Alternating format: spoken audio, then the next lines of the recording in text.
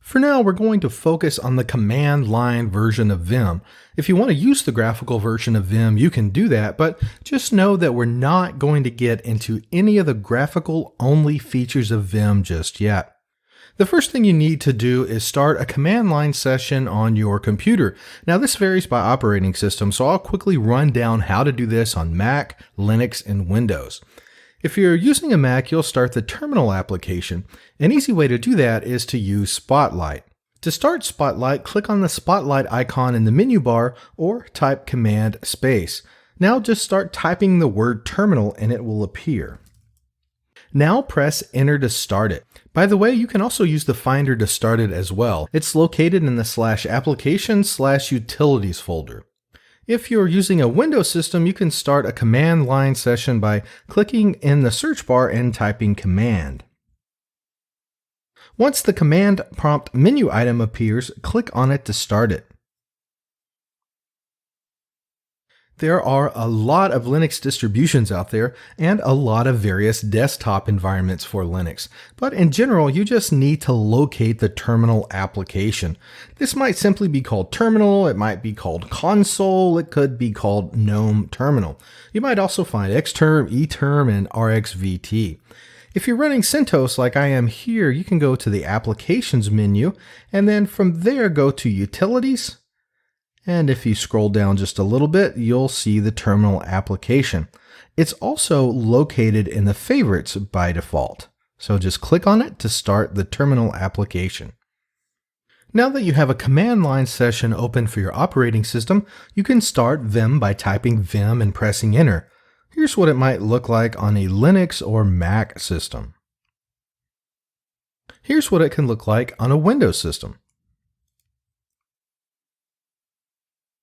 When you first start Vim, you'll see a welcome screen and even a bit of help for you there as well. The first thing I want to teach you how to do is exit out of Vim. Remember that when you start Vim, you're in normal mode, but you're going to use command line mode to quit. So you'll type : which puts you in command line mode. Now you'll type Q followed by an exclamation mark.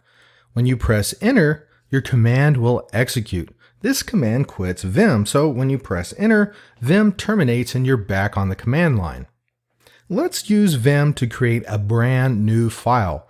To do that, run Vim followed by the file name you want to create. Let's use ABC123 as an example file to create. So you'll type Vim space ABC123 and hit Enter. If you wanted to edit an existing file, then you would have supplied that file name on the command line. At any rate, you're now looking at a new empty file. Again, when you start Vim, you're placed into normal mode. Let's say that you want to enter in some text. In order to start insert mode, you need to press lowercase I.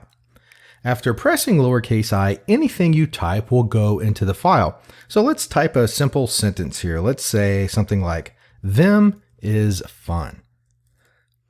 Now let's save the file. To do that, you first need to return to normal mode by pressing Escape. If you're not sure what mode you're in, you can always hit Escape and you'll be placed back into normal mode. Now from normal mode, you enter command line mode by typing a : To actually save the file and quit Vim, type WQ and press Enter. You can think of WQ as standing for write and quit because that's exactly what it does. It writes your changes to the file and quits the Vim editor. What you've learned up until this point is really the least amount of knowledge you need to actually use Vim as an editor. Obviously, this is only the beginning and we're going to go really deep in this course, but I wanted to quickly get you to the point where you could actually use Vim in a very short amount of time. The next lesson is actually the first of many practice exercises in this course. You'll get a chance to use and reinforce what you've learned so far.